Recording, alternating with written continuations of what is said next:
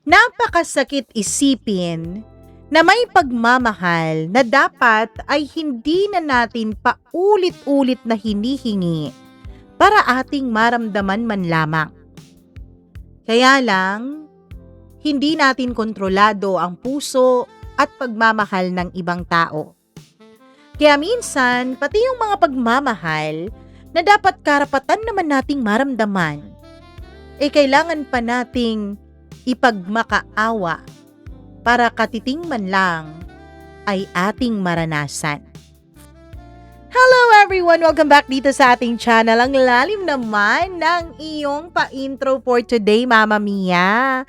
Hello po! Thank you very much sa inyong pagbisitang muli dito sa ating channel. At bago natin simulan ang ating kwento for today, nako, kayo muna ay mag-follow at mag-like sa Blue App page ng Shop in Style. Ayan po, naka-flash na po sa inyong mga screen ang itsura ng kanilang Blue App page. So, paki-check nyo na rin. At alam kong may magugustuhan kayo dyan dahil napakagaganda naman talaga ng kanilang mga produkto. So, go ahead na. Huwag nang magtagal pa. At syempre, nako, news story pa rin tayo kahit na wala pa rin tayong live on-cam video for today, dito lamang sa Dear Mama Mia.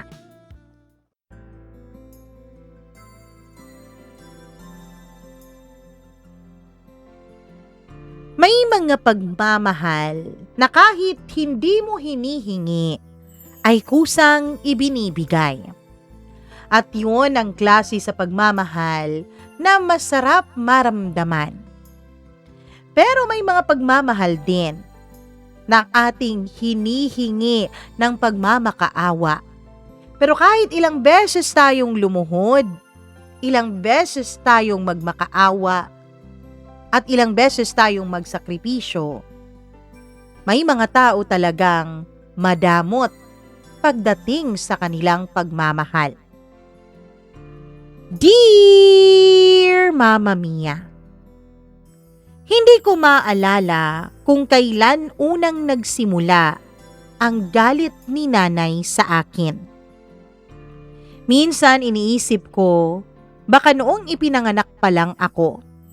Baka nung una niya akong nakita at napansin niyang kamukha ko ang tatay ko. O baka naman nung araw na iwan siya ni tatay para sumama ito sa ibang babae. At sa tuwing tumitingin si nanay sa akin, ang nakikita niya ay ang taksil kong ama. Hindi ko alam, Mama Mia. Ang alam ko lang, simula bata pa ako, pakiramdam ko isa akong pagkakamaling kayang tiisin. Lumaki ako sa isang maliit na apartment sa Quezon City. Isang lumang inuupahang unit sa ikatlong palapag ng gusali na amoy mantika, usok ng sigarilyo at basang damit na hindi natutuyong mabuti tuwing tag-ulan. Dalawa lang kami ni nanay. Wala akong kapatid. Wala ring lolo't lola na dumadalaw sa amin. Walang masayang family reunion tuwing December. At walang Sunday gala o Sunday picnic. Ang meron lang ako ay isang nanay na marunong ngumiti sa ibang tao, pero magaling ding manakit gamit ang bibig kapag kaming dalawa na lang at walang ibang nakakakita at nakakarinig. Noong bata ako, akala ko normal lang yun. Akala ko lahat ng nanay ay ganon. Akala ko normal nang marinig ng isang bata mula sa nanay niya na, "Ang taba-taba mo na, wala ka bang kontrol dyan sa bibig mo? Ang arte mo naman, kala mo maganda ka. Mana ka talaga sa tatay mong walang kwenta at walang silbi.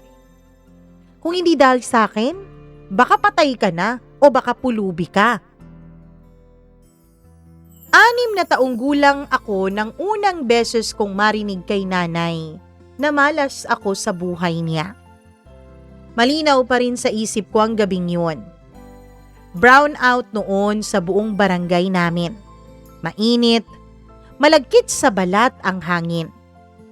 Nakaupo ako sa sahig habang nagsusulat sa lumang notebook gamit ang kandila bilang ilaw. Pagod ang nanay ko galing sa kanyang trabaho. Nang gabing yun, Mama Mia, ay nawalan siya ng pera. Hindi ko alam kung nanakaw ba o nahulog niya. Pag-uwi niya, galit na galit siya. Tahimik lang akong kumakain ng tuyo at kanin nung hapunan. Pagkatapos ay bigla niya akong tiningnan. At talagang kumakain ka pa ng maayos habang malas ang daladala mo sa buhay ko? Natigilan ako. Ma, alam mo bang simula ng pinanganak kita, puro hirap na lang ang naranasan ko? Tandang-tanda ko pa, Mama Mia. 6 na taon lang ako noon. Pero pakiramdam ko, may kung anong mabigat na bumagsak sa dibdib ko. Hindi ko maintindihan kung bakit parang kasalanan ko na nabuhay ako. Kinabukasan ay parang wala lang nangyari. Yun ang isa sa pinaka-nakakalitong bagay kay nanay. Kapag nasasaktan ka na, bigla siyang magiging normal ulit. Parang walang sugat na iniwan. Parang ikaw lang ang nag-eembento ng sakit. At habang tumatanda ako, mas lalo kong naiintindihan ang isang bagay. Hindi aksidente ang mga salita niya. Pinipili niya ang eksaktong mga katagang tatagos. Hindi lang sa katawan mo, hindi lang sa puso mo, kundi hanggang buto. At ang mas masakit nun, Mama Mia, ginagawa niya yun habang nakangiti. Ang ganda naman ng anak mo, Lisa. Ngumiti si Aling Nena habang pinapahiran ako ng pulbo sa pisngi noong pista ng barangay. 7 taong gulang lang ako noon, Mama Mia. Nakayelo akong bestida na binili ni Tita Baby sa ukay. Masaya na sana ako eh. Pero sumagot agad si nanay habang tumatawa. Nako, mana lang sa tatay niyang bolero yan. Di naman talaga maganda. Kapag tumanda yan, nako sigurado akong magmumukhang pagod yan. Nagtawanan sila. Umiti rin ako, Mama Mia, kahit na sa loob ko ay nasasaktan ako. Doon ko unang natutunan na minsan, kailangan mong tumatawa habang dinudurog ka na. Noong grade 3 ako, nanalo ako sa poster making contest sa school namin. Unang beses kong napanalunan ang patimpalak na yon.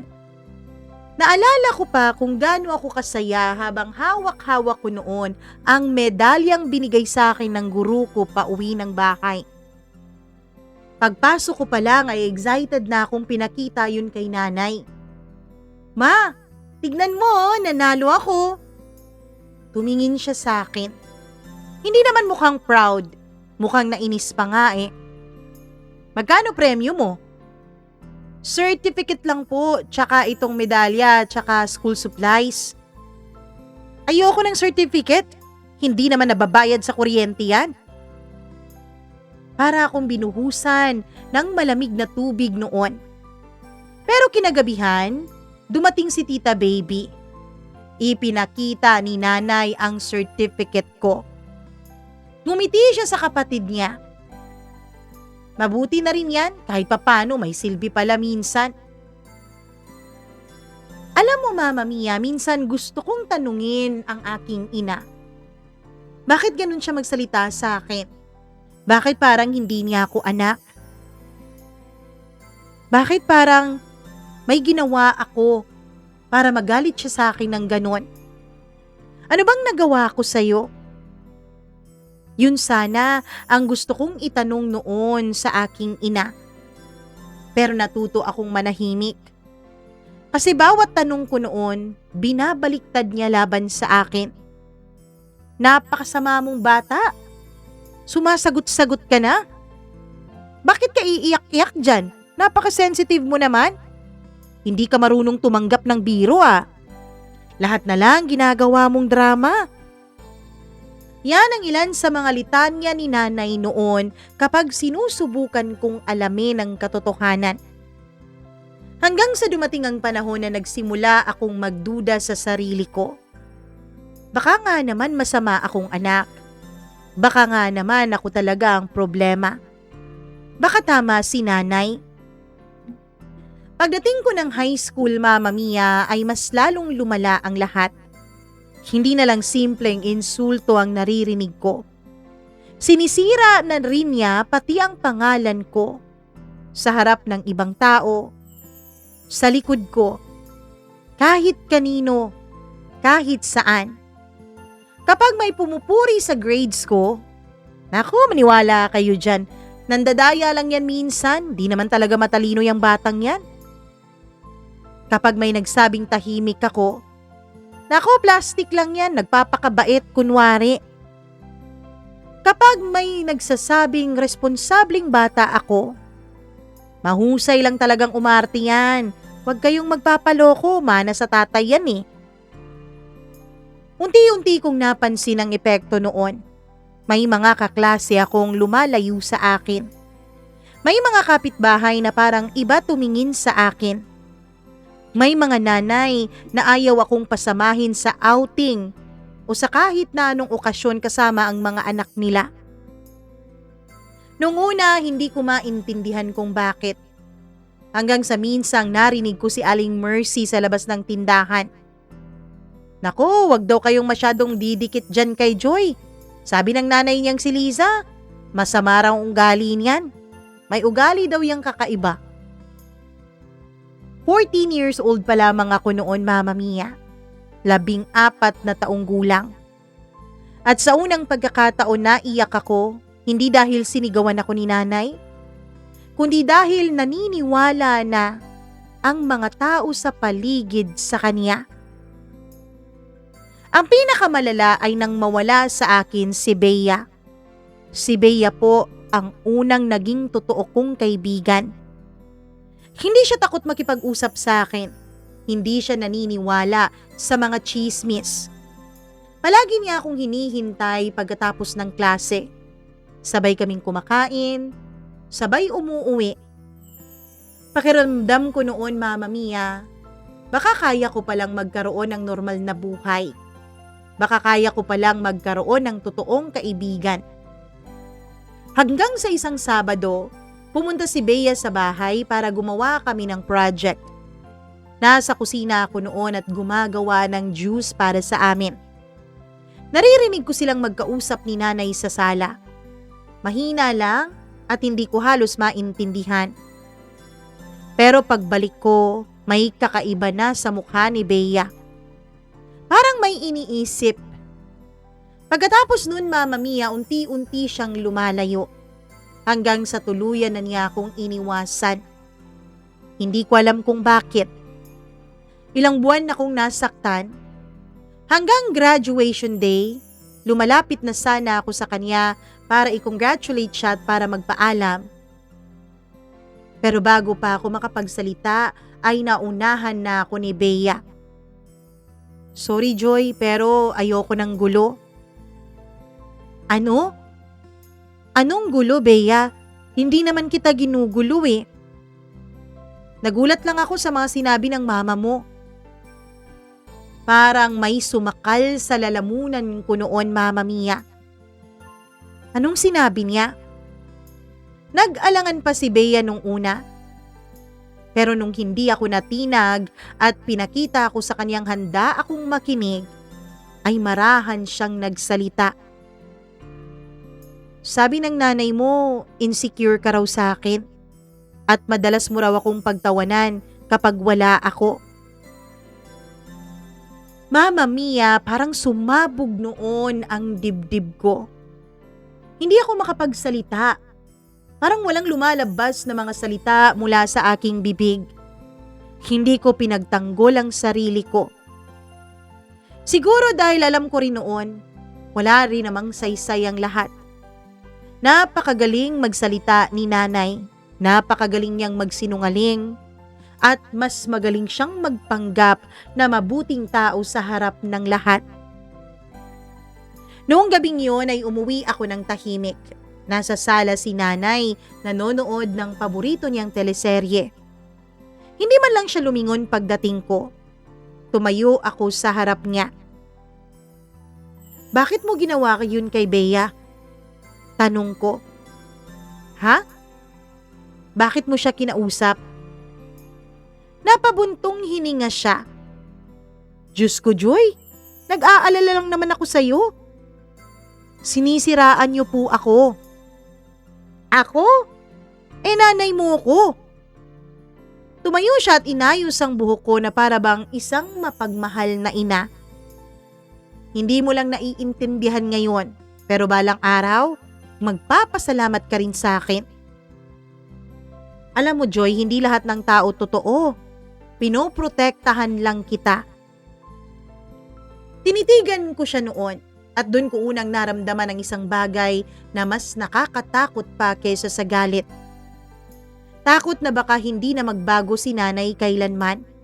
At takot na baka habang buhay ko siyang dalhin sa likod ko na para bang isang anino.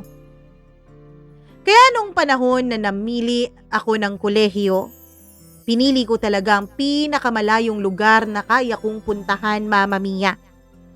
Sa Cebu. Hindi naman dahil pangarap kong mag-aral doon, kundi dahil gusto kong makahinga. At sa unang pagkakataon sa buhay ko, gusto kong malaman kung sino ako kapag wala si nanay para sirain ako sa araw-araw. Yun ang unang pagkakataon na nakaramdam ako ng kalayaan. Kasi Mama Mia, nag-take talaga ako ng scholarship examination. Tapos yung tita ko, sinuportahan din naman ang pag-aaral ko. Dahil siya ang nagpapaaral sa akin at pumayag siya na sa Cebu ako mag-aral, ay wala ring nagawa si nanay. Kaya akala ko talaga malaya na ako, Mama Mia. Pero ang hindi ko alam na kahit gaano pala kalayo ang takbuhin ko, may mga sugat pala na kusang sumusunod. Nung araw na umalis ako papuntang Cebu para mag-college, ay umulan ng malakas. Yung tipong ulan na kulay abo ang buong syudad. Basang-basa ang kalsada sa Cubao. Maingay ang bus terminal noon. May umiiyak na bata sa isang sulok. May mga tindera ng mani at tubig na sumisigaw. May amoy ng diesel, basang dyaryo at instant noodles sa hangin. At sa gitna ng lahat ng yun, nakatayo si nanay habang nakakross ang kaniyang mga braso. Hindi siya umiiyak. Hindi rin naman siya mukhang malungkot. Para lang siyang may ihahatid na isang parcel. Anong oras kaya ang dating mo ron? Tanong niya habang nakatingin sa cellphone niya. Mga bukas pa po ng umaga. Mag-ingat ka sa gamit mo, maraming magnanakaw. Opo. Tapos tahimik ulit. Hindi ko alam kung bakit may maliit na parte sa puso kong naghihintay. Na baka yayakapin niya ako. Na baka sasabihin niyang mamimiss niya ako. Baka sa wakas, kahit papaano ay maging nanay siya sa akin. Pero wala. Inabot niya lang ang maliit kong envelope. Nandyan yung ekstrang perang pinabibigay sa'yo ng tita baby mo. Nagulat ako. May extra? Huwag mong uubusin agad. Halos hindi ako makapaniwala, Mama Mia. Dahil buong high school ko, halos araw-araw niyang sinusumbat ang bawat pisong ginagastos niya at ng kapatid niya sa akin. Ang mamahal ng mga project mo, may mga requirements ka pang nalalaman. At ang lakas mo pa sa pagdain, pati sa recess. Uy, baka akala mo, Joy, hindi kami nagtatain ng pera ng tita mo, ha? Kaya nung bigla siyang nag-abot ng allowance ng hindi galit, hindi ko alam, Mama Mia, kung ano ang mararamdaman ko. Habang umaandar yung bus ay nakatingin lang ako sa bintana. At sa unang pagkakataon sa buhay ko, pakiramdam ko may posibilidad palang maging tahimik ang mundo. Hindi madali ang buhay ko sa Cebu. Oo, scholar ako, Mama Mia. Oo, pinapadalhan ako ng tita ko at ng nanay ko. Pero hindi sapat. Pang-allowance. Tapos pang-renta pa ng tutulugan at bahay ko doon. Minsan, 3 beses kong hinahati ang isang Lucky Me Pansit Canton para umabot lang ng 3 kain. Nakatira ako sa maliit na boarding house malapit sa isang eskinita. Manipis ang dingding. Rinig na rinig mo kapag umiiyak ang nasa kabilang kwarto. Kapag may nag-aaway, kapag may naghahalikan o nag-aanuhan, kapag may nalalasing. May maliit akong electric fan na umiingit gabi-gabi at tuwing madaling araw ay gigising ako dahil sa init. Pero kahit ganun, sa totoo lang mas mapayapa pa rin yun kesa sa sarili naming bahay. Doon ko unang natutunang matulog ng hindi kinakabahan dahil walang biglang sisigaw, walang biglang mang-iinsulto sa akin, walang magsasabi sa akin araw-araw na wala akong kwenta. Noong una, hirap akong makipagkaibigan. Kapag may mabait sa akin, naghihinala agad ako. Kapag may gustong lumapit sa akin, inuunahan ko ng umiwas. Sanay kasi akong isipin na lahat ng tao ay may masamang sasabihin tungkol sa akin kapag nakatalikod ako. Hanggang sa nakilala ko si Mara. Makulit siya, maingay, palatawa, kabaliktaran ng personalidad ko. Una niya akong kinausap dahil lagi raw akong mukhang malapit ng manaksak ng tao. Yun ay ayon sa kanya. "Girl, bakit lagi kang mukhang galit?" Tanong niya habang katabi ako sa library. Hindi ko siya pinansin. Kinabukasan, katabi ko ulit siya. "Sure ka bang estudyante ka rito? Hindi kaya undercover agent ka?" Napairap ako. "Ang ingay mo," sabi ko. Ngumiti siya. "Ayan, marunong ka naman palang magsalita eh." Hindi ko alam kung paano niya nagawa, pero unti-unti niya akong nahila palabas sa loob ng shell ko. At sa unang pagkakataon, Mama Mia, nagkaroon ako ng kaibigang hindi agad umalis. Sa totoo lang, hindi ko lubos maisip na nakakatakot pala yun. Kasi kapag nasanay kang nawalan ng tao, natatakot kang maging masaya. Pakiramdam mo ang kasayahan na yun ay may kapalit agad. Isang gabi, nagyaya si Mara na mag-inom kasama ang blockmates namin. Tatanggi sana ako, Mama Mia. Ayoko kasi ng maraming tao, ayoko ng maingay. Ayoko ng pakiramdam na baka hinuhusgahan na ako. Pero pinilit niya ako. "Girl, at least minsan sa buhay mo, lumabas ka naman na parang normal ka na college student, ano?" Natawa pa ako noon ng mahina. Normal. Ang sarap pakinggan ng salitang yon. Sa maliit na inuman malapit lang sa campus, unang beses kong naranasang tumawa ng totoo. Yung hindi pilit, hindi para magmukha kang okay, kundi masaya talaga ako. At doon ko rin unang napansin na may mga tao palang kaya kang mahalin nang hindi ka kailangang durugin. Pero kahit gaano kalayo ako noon kay nanay, hindi naman talaga siya tuluyang nawawala.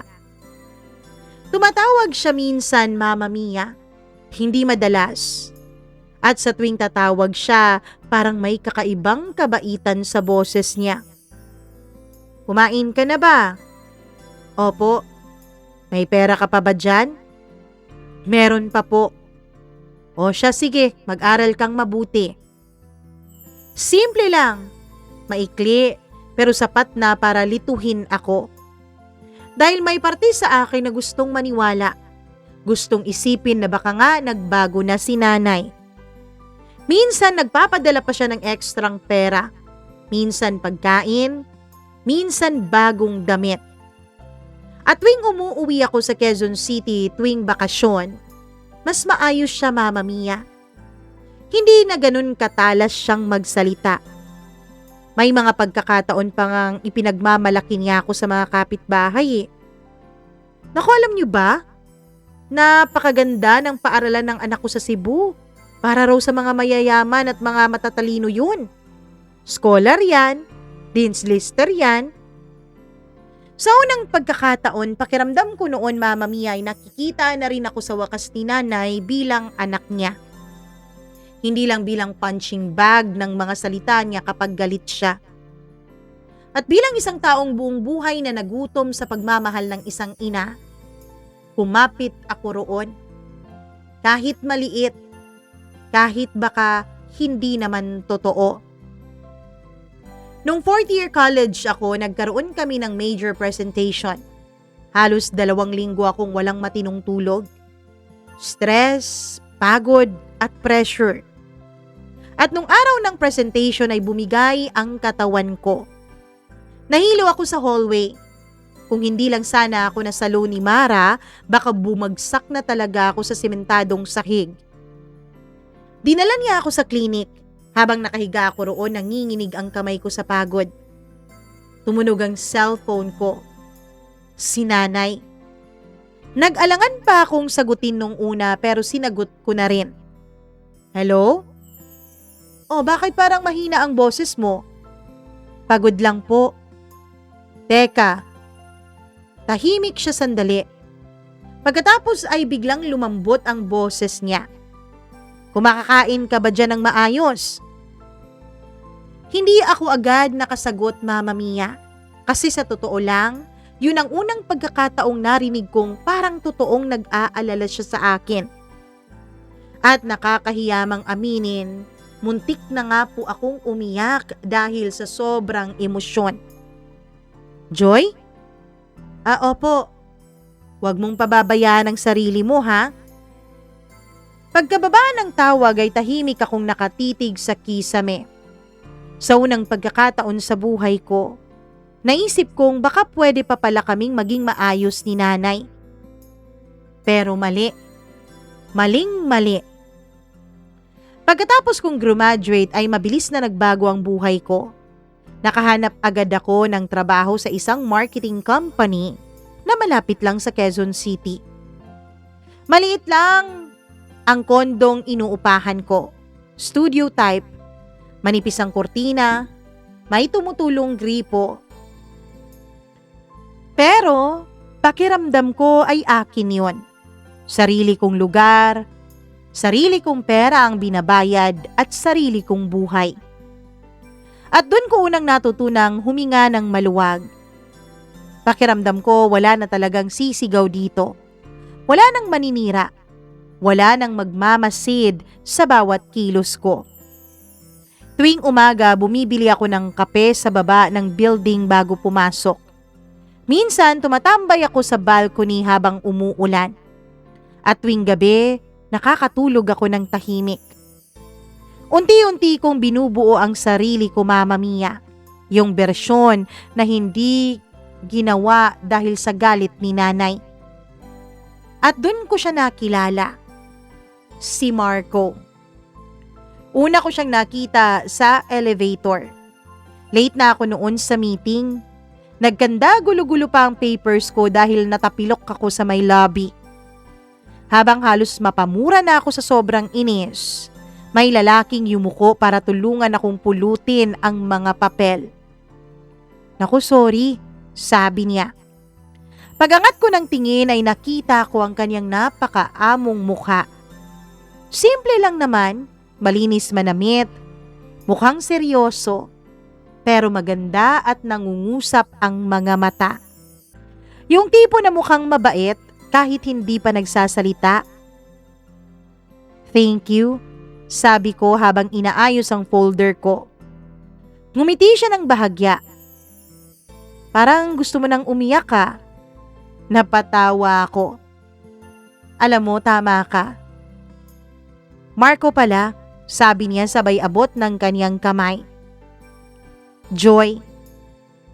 Hindi ko alam noon na ang simpleng elevator scene na yon ay ang magiging simula ng pinakamalaking gulo sa buhay ko.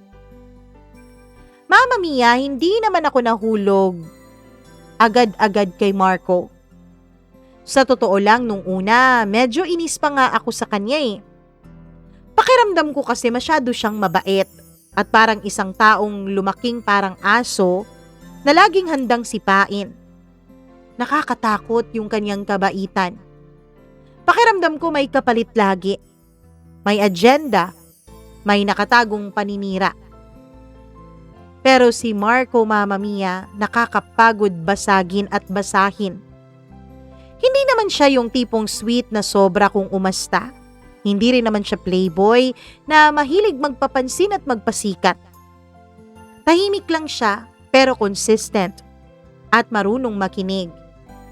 Pakiramdam ko yun ang pinakadelikado sa lahat, na kapag may taong tunay na nakikinig sa'yo, unti-unti mong ibababa ang depensa mo nang hindi mo na namamalayan at napasok ka na pala ng kalaban. Mama Mia, pareho pala kaming nasa iisang building lang. Magkaibang kumpanya nga lang. Madalas kaming nagkakasabay sa elevator mula noon, sa coffee shop, sa lobby. Hanggang sa naging normal na ang simpleng, kumain ka na? Oo, mukhang stress ka. Deadline. Good luck. Simple lang pero unti-unti kong nakasanayan. Hanggang isang linggo, hindi siya pumasok dahil nagkatrangkaso. Doon ko napansin na hinahanap-hanap ko na siya. At naiinis ako sa sarili ko kung bakit ko yun nararamdaman sa kanya, Mama Mia. Isang gabi sabay kaming nag-overtime. Halos 12:00 na nang matapos ako. Paglabas ko ng office, madilim na ang hallway. Tahimik ang buong floor. Pagdating ko sa lobby, nadatnan ko siyang nakaupo habang hawak ang paper bag ng isang convenience store. Bakit nandito ka pa? Tanong ko. Tinanong ko si Manong Guard kung umalis ka na. Sabi niya hindi pa raw. Hinintay mo ako? Tumango siya. Delikado kasing umuwi ng mag-isa. Hindi ko alam kung bakit pero parang may kung anong mainit na kumalat sa dibdib ko. Kasi wala naman talagang naghihintay sa akin noon. Sanay akong umuuwing mag-isa. Sanay akong ako lang lagi.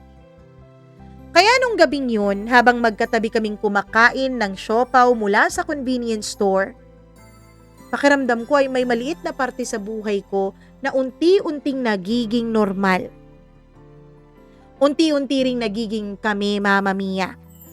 Hindi naman yung engranding romantic ko o kung anumang grand gesture yan. Isang gabi lang habang naglalakad kami pa uwi, umuulan na ng mahina noon. Pareho kaming may hawak na tig-iisang milk tea. Pagdating namin sa may waiting shed ay bigla siyang tumingin sa akin. Joy? Pwede ba kitang ligawan ng seryoso? Napatingin ako sa kanya. Hindi ako agad sumagot dahil sa totoo lang nakaramdam ako ng takot. Takot na baka kapag may taong masyadong lumapit, makikita rin niya ang lahat ng mali sa akin na nakikita ng nanay ko. Baka iwan niya rin ako. Baka paniwalaan niya rin ang mga sasabihin ni nanay balang araw. Kailangan mo talagang pag-isipan? Natatawa niyang tanong dahil hindi ako nakapagsalita. Hindi kasi ako sanay. Sagot ko. Sanay na? Na may taong mabait sa akin. Biglang nawala ang ngiti niya at sa unang pagkakataon nakita ko sa mukha niya na parang naaawa siya sa akin. At hindi ko yun gusto. Ayokong kinakaawaan ako, Mama Mia. Kaya mabilis akong umiwas ng tingin. Pero marahan niyang hinawakan ng kamay ko.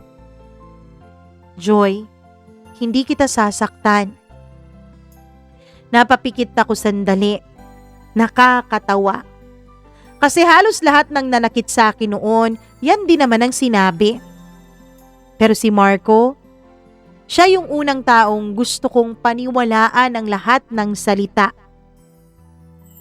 Mama Mia, hindi ko agad pinakilala si Marco kay nanay.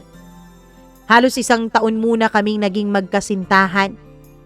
At sa loob ng 1 taon na yun, paulit-ulit akong nagdadahilan sa tuwing sasabihin niyang gusto niyang makilala ang pamilya ko.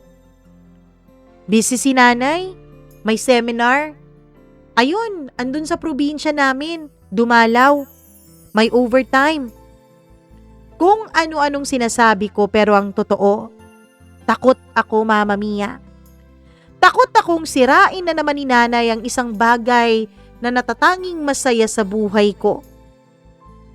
At dahil kilala ko o kilalang kilala ako ni Marco, Mama Mia, napansin niya agad ang pag-iwas kong makilala niya si nanay.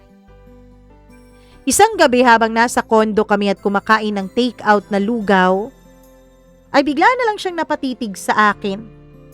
Nung tinanong ko siya kung bakit niya ako tinititigan, ay isang tanong ang ibinalik niya. Takot ka ba sa mama mo, Joy?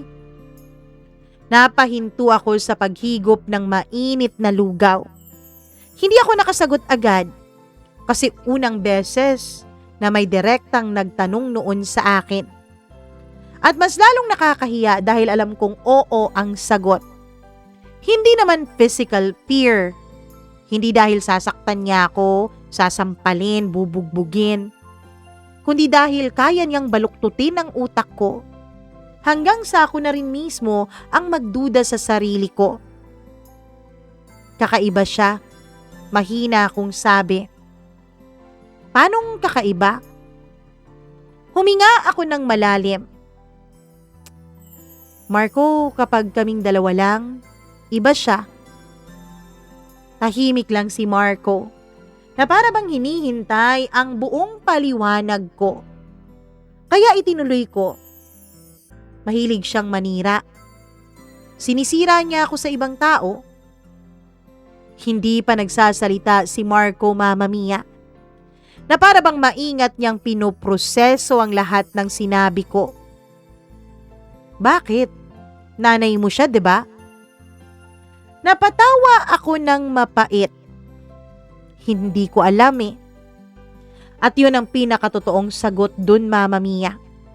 Dahil buong buhay ko, sinubukan kong hanapan ng dahilan ng ugali ni nanay. Na baka dahil iniwan siya ni tatay, na baka dahil mahirap yung buhay namin, na baka dahil pagod siyang buhayin akong mag-isa, na baka dahil stress din siya sa trabaho niya. Pero habang tumatanda ako, mas lalo kong naiintindihan. Hindi naman lahat ng sugatan nananakit. At ang masakit na katotohanang hindi lahat ng magulang marunong magmahal ng tama sa kanilang mga anak. Lumapit si Marco at hinawakan ang kamay ko. Huwag kang mag-alala. Hindi ako basta-bastang maniniwala sa kahit na anong sabihin ng ibang tao tungkol sa'yo. Hindi niya alam noon kung gaano kabigat ang pangakong yun, Mama Mia. Nung unang beses niyang makilala si nanay, halos hindi ako makatulog buong gabi bago yun. Paulit-ulit kong iniisip, paano kung magsimula na naman siya? Paano kung mapahiya na naman ako? Paano kung sirain na naman niya ako? Pero pagdating ni Marco sa bahay ni nanay sa Quezon City, parang ibang tao ang nanay ko. Nakangiti, malambing, maliwalas ang boses. Halos hindi ako makapaniwala. "O Marco, kumain ka pa." "Joy, kuhanan mo pa ng pagkain yung boyfriend mo." "Nako iho, nagpapalipas ka yata ng gutom, ang payat mo eh." Nagkukwentuhan sila habang naghahain siya ng spaghetti at fried chicken. At habang pinapanood ko silang nagtatawanan, unti-unti po akong nakaramdam ng pag-asa. Na baka nga naman, nag-mature na talaga si nanay. Baka nga naman nagbago na talaga siya.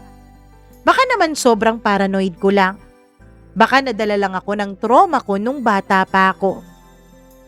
Kasi paano mo ba ipapaliwanag sa ibang tao ang isang nanay na kayang magmukhang perpekto sa publiko habang unti-unting winawasak sa pribado ang kanyang anak? Pag-uwi namin ni Marco ng gabing yun, ngumingiti siya habang nagdadrive. Mali yata ako.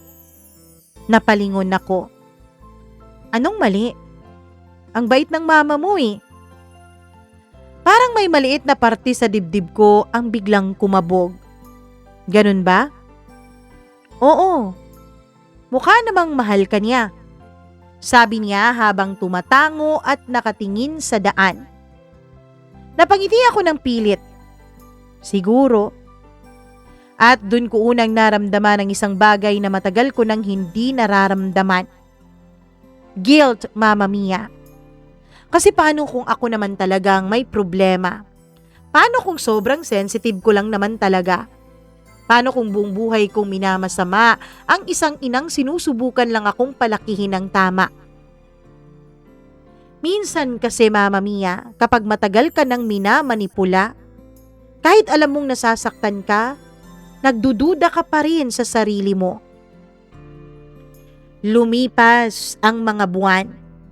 Naging mas close si Marco kay nanay. Madalas silang magkausap sa messenger. Minsan tatawagan siya ni nanay para magtanong tungkol sa trabaho. Minsan magpapadala pa si nanay ng pagkain sa kondo ni Marco.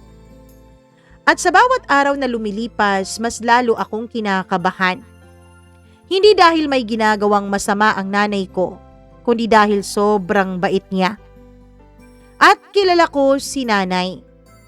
Kapag sobrang bait niya, may gusto siyang makuha. May gusto siyang makontrol. Noong nag-propose ng kasal si Marco sa akin ay umiiyak ako, Mama Mia. Hindi dahil romantic yung proposal.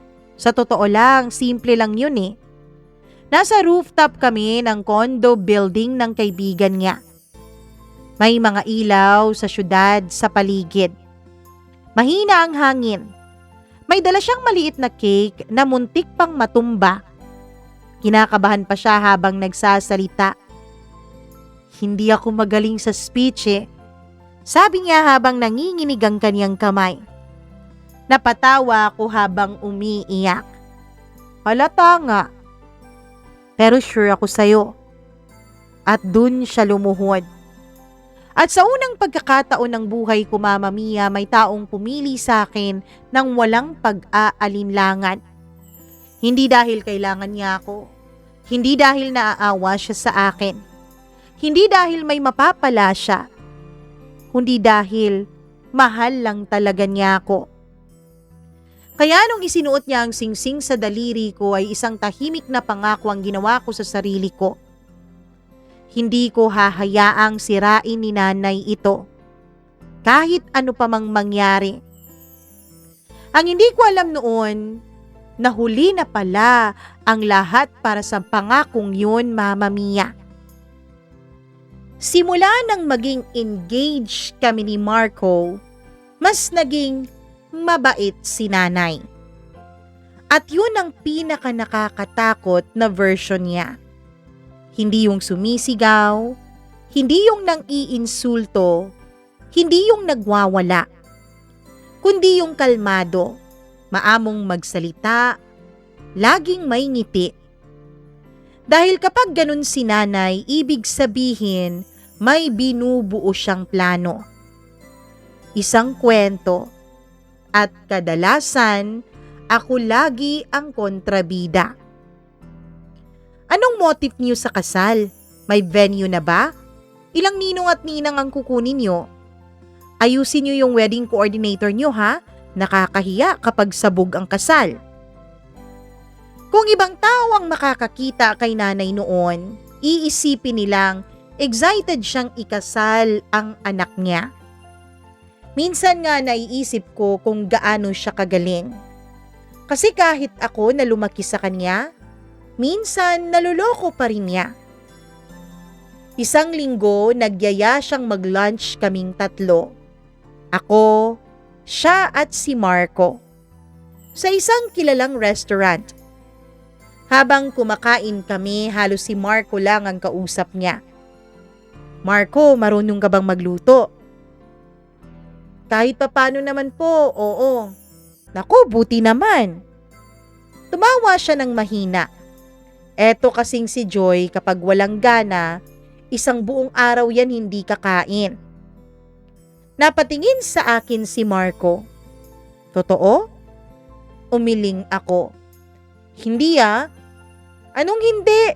Nung college ka nga, halos himatayin ka dahil ayaw mo na raw kumain dun sa karinderya sa Cebu. Natatawang sabi ni nanay. Tahimik lang akong napatingin sa plato ko. Kasi totoo naman yun, pero kulang ang kwento. Hindi niya sinabing wala akong pera noon. Hindi niya sinabing ilang beses akong nagpanggap na busog para lang may pambayad ako dun sa renta. Pero ganun si nanay eh. Mahilig siya sa kalahating katotohanan dahil mas mahirap ipagtanggol ang sarili laban doon. Pagkatapos ng lunch, nag-CR ako sandali. Pagbalik ko, nadatnan ko silang dalawa na nagtatawanan. Pagkaupo ko, biglang natahimik si Marco. At dahil matagal ko nang kilala ang ganong katahimikan, may kumirot agad sa sikmura ko. Anong pinag-uusapan niyo? Tanong ko. Wala naman. Mabilis na sagot ni nanay. Ngumiti siya habang umiinom ng tubig. Kinukwento ko lang dito kay Marco nung bata ka pa. Anong kwento? Na minsan kinukulong mo ang sarili mo sa kwarto dahil hindi kita binilhan ng doll. Napakunot noo ako. Grade 2 lang ako noon. O ayan na, defensive agad. Tumawa siya na parang biro lang ang lahat. Pero hindi ako natawa. Dahil alam ko ang totoong nangyari noon. Hindi naman talaga ako nagkulong dahil lang sa laruan. Nagkulong ako dahil sinabihan niya ako na sana hindi na lang niya ako pinanganak. Pero syempre, hindi yun ang kwento niya. Habang tumatagal, mas napapansin kong may mga maliliit na pagbabago sa fiancé ko. Hindi naman yung mga malalaking pagbabago, hindi naman lantaran. Pero bilang taong buong buhay nang nag-aaral ng mood ng ibang tao para mabuhay, napapansin ko agad yun. Minsan kapag may sinasabi ako, parang nag-aalangan siya. Minsan parang may gusto siyang itanong pero pinipigilan niya sa huling sandali. Minsan kapag nagagalit ako, may kakaiba na siyang tingin. Parang may sinusukat. At doon ako nagsimulang kabahan, Mama Mia. Isang gabi, nasa kondo kami habang nanonood ng movie. Nakahiga ako sa dibdib ng boyfriend ko. Tahimik lang, komportable. Nang biglang nagsalita si Marco. Joy? May naging teacher ka ba nung high school na naging close mo? Nanlamig ang buo kong katawan. Dahan-dahan akong umangat para tingnan siya. Bakit? Wala lang. Umiwas siya ng tingin, Mama Mia, tsaka nagpatuloy sa pagsasalita. May nakwento lang kasi ang mama mo. Tumawa ako ng walang saya. Siyempre, ganun naman lagi. Sabi niya, nagkaroon daw ng issue noon. Hindi ako agad nagsalita. Pakiramdam ko mabigat na humawak sa dibdib ko ang kamay ko. Hindi totoo. Alam ko naman. Sabi niya pero may pag-aalinlangan. Maliit lang pero naramdaman ko at narinig ko sa boses niya. At sapat na yun para bumalik lahat ng takot ko nung bata pa ako. Yung pakiramdam na kahit anong gawin ko, may nauna nang sumira sa imahe ko. Huminga ako ng malalim. Nung 4th year high school ako, may teacher na mabait sa akin. Math teacher. Napansin niya kasi na lagi akong mag-isa. Minsan, binibigyan niya ako ng mga extra worksheets para makatulong sa APCAT. Ngumiti ako ng mahina habang naaalala siya. Mabuti siyang tao. Pero isang beses, nakita kami ni nanay na magkausap sa labas ng school. Napapikit ako habang inaalala ang mga nangyari. At doon gumawa siya ng kwento. Tahimik lamang si Marco. Rinig sa buong sala ang tunog ng aircon. Pagkatapos ay mahina akong nagpatuloy sa pagsasalita. Alam mo bang minsan, iniisip ko kung may sakit ba si nanay. Napatingin siya sa akin. Joy.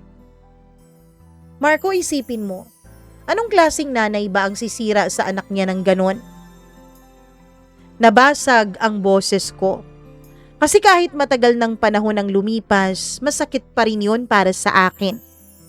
At ang pinakamasakit, hindi naman yung ginawa niya, kundi yung katotohanang buong buhay kong hinabol ang pagmamahal niya kahit pa ulit-ulit niya akong sinasaktan. Lumapit si Marco at niyakap ako, Mama Mia. Hindi kita hinuhusgahan, sabi niya. Pero hindi mawala-wala ang kaba sa dibdib ko. Kasi kahit mahal ka ng tao, kapag paulit-ulit siyang binubulungan ng lason, may parte sa utak niya na naaapektuhan. At alam na alam yun ng nanay ko. Pagkatapos noon, mas naging maingat ako. Hindi ko na masyadong kinukwento kay Marco ang mga away namin ni nanay. Ayokong magmukha akong anak na may galit sa magulang. Ayokong isipin niyang bitter lang ako. Kaya tiniis ko. Ngumiti ako, nagpanggap akong okay, gaya ng lagi kong ginagawa noon. Hanggang sa dumating ang araw ng dinner sa isang restaurant. Ang gabing tuluyan kong naintindihan na may mga taong hindi titigil hanggat hindi kanila tuluyang nawawasak. VIP room ang nireserve ni nanay sa restaurant na yon. Para naman intimate, sabi niya.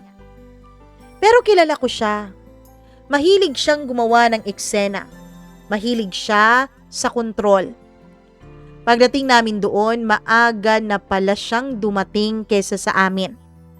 Nandun na rin ang mama ni Marco. Mabait ang magiging biyanan ko. Mahinhin, soft-spoken. Yung tipong halatang lumaki sa maayos na pamilya. Kaya lalo akong kinabahan. Kasi alam kong eksaktong ganong klase ng tao ang gustong-gustong manipulahin ni nanay. Sa simula, maayos naman. Umorder ang lahat, nagkukwentuhan, nag-uusap tungkol sa kasal. Tungkol sa venue, sa guest list, sa future plans. Hanggang sa nag-excuse ako ng sarili ko para magbanyo.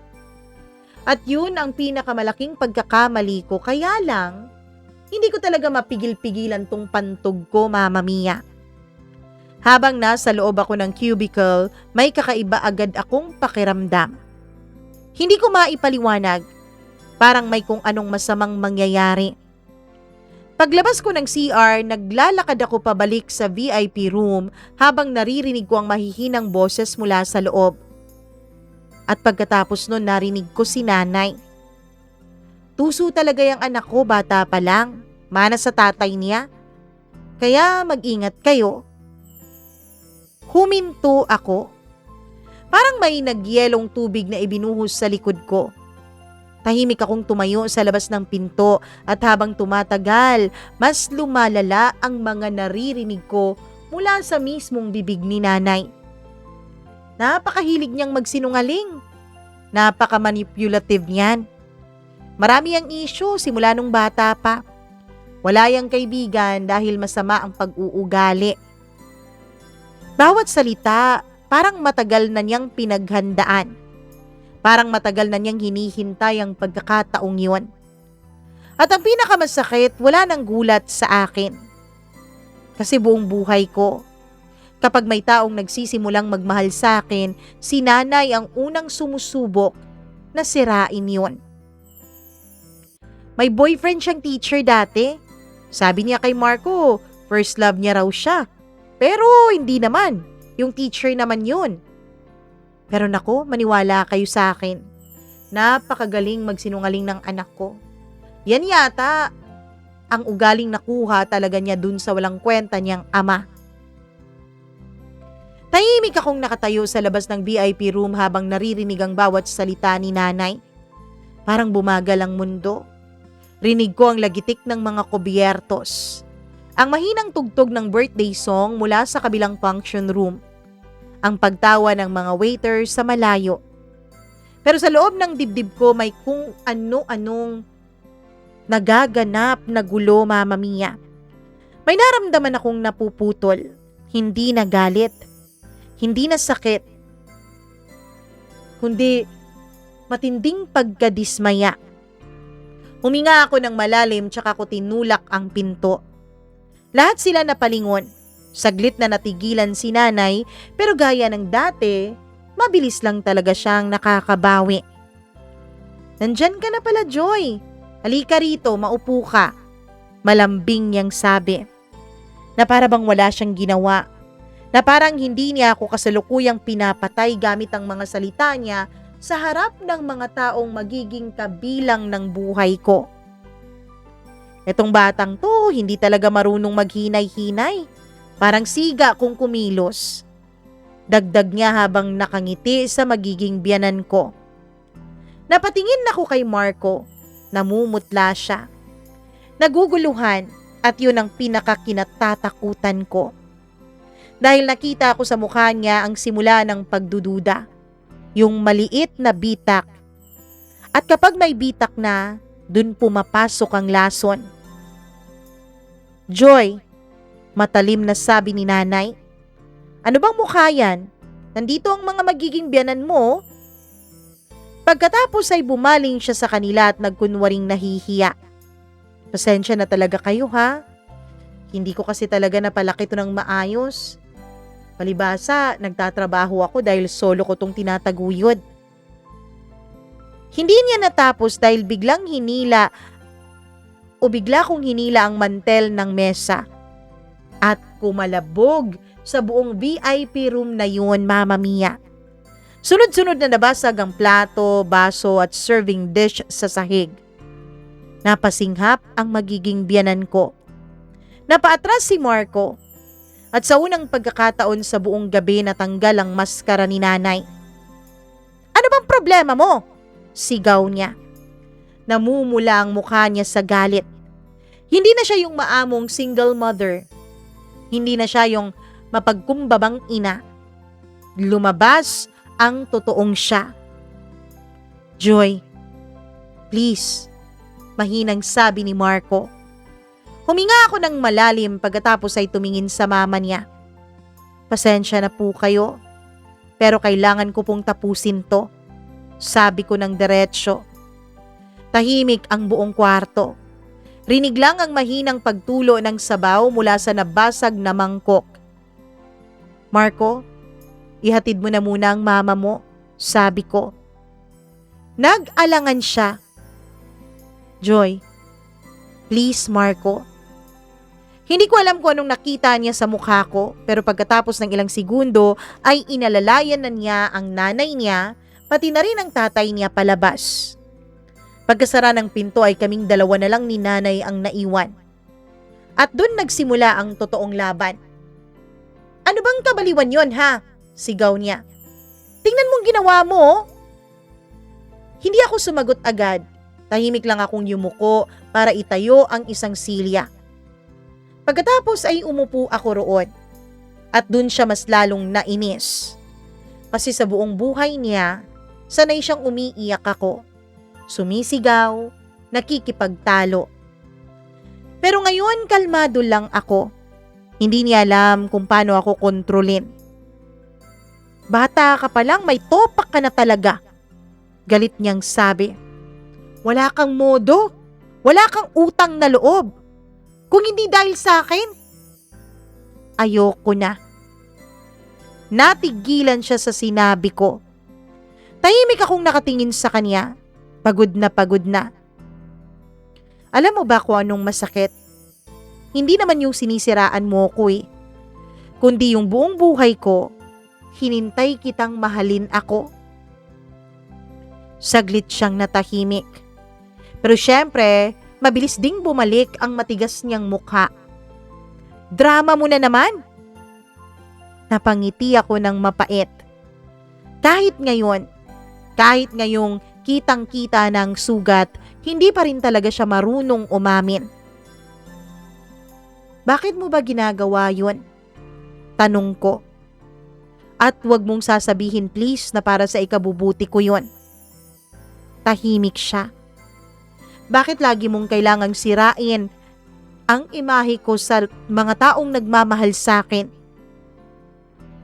Hindi siya sumasagot. Pagkatapos ay malamig siyang tumawa. Kasi Joy, hindi ka marunong kumilala ng tao. Lahat ng lalaking lumalapit sa'yo, gagamitin ka lang tulad ng tatay mo. At dun ko naintindihan, hindi naman talaga niya ako nakikita bilang anak. Nakikita niya ako bilang extension ng galit niya sa tatay ko. Parang kasalanan kong kamukhang-kamukha ko ang aking ama. Parang kasalanan ko na iniwan siya nito para sa ibang babae. Parang habang sinasaktan niya ako, pakiramdam siguro niya gumaganti siya sa lalaking nanakit sa kanya. Pero hindi na ako yung batang Joy na natatakot sa sigaw at sa pandidilat ng mga mata niya. Kaya tumayo ako. At sa unang pagkakataon sa buhay ko, diretso ko siyang tinignan ng walang takot. Hinding-hindi mo na ako masisira ulit. Nanlilisik ang mga mata niya. Anong kala mo ha? Matigas ka na? Kaya mo na ako ngayon dahil may pera ka na? Hindi. Pero kaya ko nang piliing mawala ka sa buhay ko. Sabi ko nang madiin habang ngumingiti ng mahina. At dun Mama Mia, nakita ko saglit na dumaan sa mga mata niya ang takot. Hindi na kami sabay umuwi, iniwan ko siya ron. At habang nasa taxi ako pa uwi, unang beses akong hindi umiyak pagkatapos naming mag-away. Parang namatay na lahat ng concern at pag-aalala ko sa nanay ko. Kasabay nun ay parang may naramdaman akong kakaibang kalayaan. 3 araw na hindi nagparamdam si Marco. Hindi rin ako kumontak. Hindi ako nagpaliwanag. Pagod na akong maghabol, Mama Mia. Pagod na akong patunayan ang sarili ko na hindi ako masamang tao. Hanggang isang gabi, kumatok siya sa kondo ko. Pagbukas ko ng pinto ay mukha siyang hindi natutulog ng maayos. Pwede ba tayong mag-usap, Joy? Tahimik akong tumabi para makapasok siya. Pagkapasok niya, matagal muna siyang walang sinabi. Pagkatapos ay huminga siya ng malalim.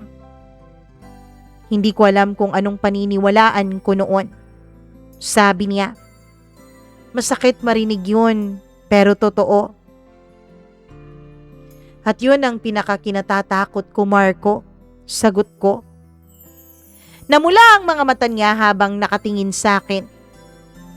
Pero habang iniisip ko ang lahat, napansin ko ang isang bagay. Lahat ng kwento ng mama mo tungkol sa'yo, lagi kang kontrabida. Tahimik lamang akong nakikinig. Pero ikaw, kahit kailan, hindi mo naman siya siniraan. Naramdaman kong kumirot ang lalamunan ko, Mama Mia. Joy, hindi normal yun sa isang nanay, sabi niya. At sa unang pagkakataon, may ibang taong nakakita rin. Hindi ako baliw. Hindi din ako OA. Hindi ko inimbento lahat. Totoo ang sakit na naramdaman ko. Lumapit siya at hinawakan ang kamay ko. Sorry kung nagduda ako Napapikit ako at dun lang ako tuluyang umiyak. Hindi dahil nasaktan ako, Mama Mia, kundi dahil sa unang pagkakataon. Sa wakas, may naniwala rin. Hindi naging madali ang mga sumunod na buwan. Galit na galit si nanay. Siniraan niya ako sa lahat ng taong kakilala niya, pati na rin sa mga kamag-anak namin. Sa mga kaopisina niya, sa mga kasimbahan niya, sa Facebook post niya na puro patama sa isang anak daw na walang kwenta, ingrata at walang utang na loob. Masakit palang magpalaki ng ahas. Kapag yumaman ng anak, nakakalimot talaga sa magulang. Pero sa pagkakataon na yun, hindi na ako bumalik para makipag-away. Hindi ko na pinagtanggol ang sarili ko. Hindi dahil totoo ang mga sinasabi niya, kundi dahil napagtanto kong may mga taong hindi naman talaga naghahanap ng katotohanan. Naghahanap lang sila ng kontrol. At kapag hindi ka na nila makontrol, sisiraan ka nila sa lahat. Mama Mia, itinuloy namin ni Marco ang aming kasal. Simple lang. Maliit na garden wedding. Hindi ang grande pero tahimik. Payapa at masaya. Si nanay, hindi ko siya inimbitahan. Maraming nagsabi na masama daw akong anak. Na dapat patawarin ko raw. Dapat ako raw ang umintindi dahil nanay ko pa rin siya. Pero may mga sugat na hindi naghihilom kapag lagi mong nilalapit dun sa may hawak ng kutsilyo. At natutunan kong hindi kasalanan ng anak na protektahan din ang sarili niya, kahit palaban sa mismong kanyang sariling magulang. Makalipas ang ilang taon, nabalitaan kong nagkasakit si nanay. High blood, diabetes. Mag-isa lang siya sa apartment. Unti-unti siyang iniwasan ng mga kamag-anak na dati niyang kakampi. Tumawag si Tita Baby sa akin minsan. Joy, bisitahin mo naman ang nanay mo. Tahimik lang ako. Pagkatapos ay marahan akong sumagot. Nung bata po ako, maraming beses kong hiniling na sana kahit isa man lang may magligtas sa akin. Pero walang dumating. Tahimik ang kabilang linya kaya nagpatuloy ako, Mama Mia. Pagod na po akong maging mabuting anak sa taong buong buhay naman akong sinira. Hindi ako sumigaw, hindi ako galit, pero sa wakas, pinili ko naman ang sarili ko. At minsan kapag gabi at tahimik ang bahay namin ni Marco, naisip ko pa rin ang batang bersyon ko. Yung batang laging kinakabahan, laging umiiyak ng tahimik, laging naghihintay kung kailan siya mamahalin ng nanay niya. Gusto kong yakapin ang batang yun. Gusto kong sabihin sa kanya na hindi naman talaga siya mahirap mahalin, na hindi naman siya masamang anak, at hindi niya kailangang sirain ang sarili niya para lang matanggap ng taong walang balak magmahal ng tama. Dahil minsan, ang pinakamatapang na ginagawa ng isang anak ay ang pagtigil sa paghingi ng pagmamahal mula sa taong paulit-ulit siyang dinudurog. Alam ko, Mama Mia, may iilan sa inyong mga tagapakinig ngayon na hindi sasang-ayon sa aking naging desisyon. Ayos lang yun. Kanya-kanya naman tayo ng buhay. Kanya-kanya naman tayo ng mga desisyon. Kanya-kanya tayo ng bagay na magpapasaya at magpapalaya sa akin. Kung sasabihan niyo ako na masamang anak ako, ayos lang. Opinyon niyo yun. Pero alam ko sa sarili ko na ginawa ko ang lahat. Na inubos ko ang sarili ko bago ako tuluyang sumuko. Hanggang dito na lamang at maraming salamat. Lubos na gumagalang, Joy.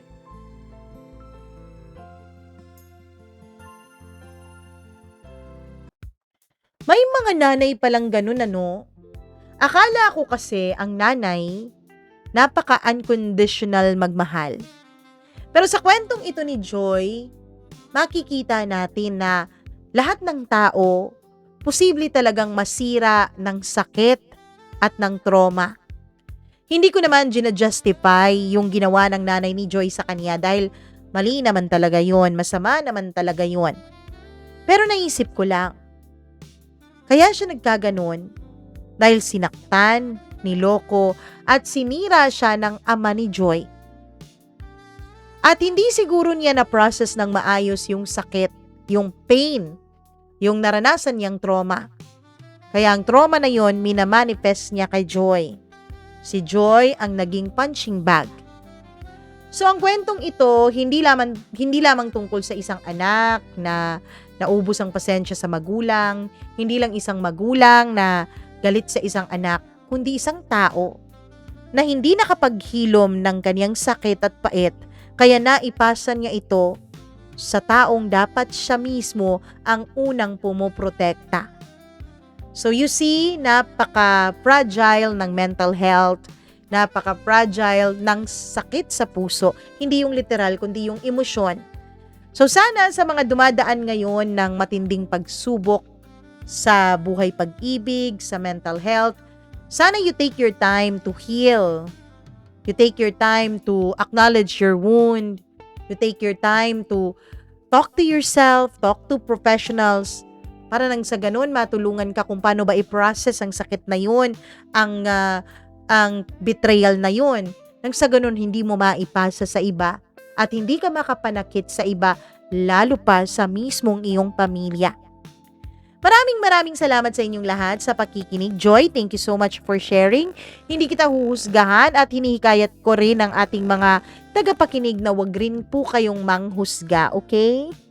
Nako, sa mga nanonood ngayon o nakikinig lang pala kasi walang live on cam video, nako, please do like and share this video at syempre mag-subscribe na rin kayo dito sa ating channel kung hindi pa po kayo subscriber, and always click the notification bell para lagi po kayong na-update sa tuwing meron po tayong bagong upload o bagong kwentong inilalabas dito sa ating program. Huwag na po kayong mag-aksaya ng oras, go na. At syempre, bago tayo umalis, dahil medyo napahaba na, mag-hi din muna ako sa ating mga suking members. Di talaga natin sila dapat kalimutan. Naku, maraming salamat mga membership. Charot. Thank you so much, Rochelle Espinosa, Alpha Garcia, Rosel Mac Dolor, Abdullah Wahab. Hello din kay Christina Aure, Marlia Giana, Shane, Miriam Gutierrez, Rose Arevalo, Rico Sedanco, Colleen Bueno, Gimaras Girl, Benson Boyser, Smackdax, hi! Hi din kay Maria Elena Abe, Maureen Tugab, Gail Easy, Mila Raduban, at syempre sa pinakauna nating member na si Freaky. Maraming salamat sa panonood at laging pakikinig at pagpapamember. Hello din ako sa atin pong mga suki na mga subscriber. Hello ako kay Magdalena Garcia. Magdalena, charot, Lugay pa lang daw. Maraming salamat. And Consigna Montalban. Hello din kay Sabel Bisorio. Maraming thank you sa'yo. Hi din kay Lady Lynn Nabarte, thank you very much. Aksa Heliana, Sally Buma, Sibling Squad, maraming salamat. Kay LV Lapot, kay Grace Bugay, Simple Girl, the SS Biglang, tama po ba? Or Tess Biglang. Hi din kay Rachel Diola, maraming salamat. Joyce Bulay, Kabayan OFW, Jennifer Ann Lulu, Defeat Cool 529, maraming salamat. Crisel, Joey Cardonigara from Riyadh, at sa lahat ng ating mga tagapakinig. Sa mga hindi po na-mention, comment lang kayo ng comment, nood lang ng nood, baka sa susunod, pangalan nyo na ang ating mababati. Maraming salamat sa inyong lahat. I love you all. Mwah, mwah, mwah, mwah. Ingat po kayo. Bye-bye!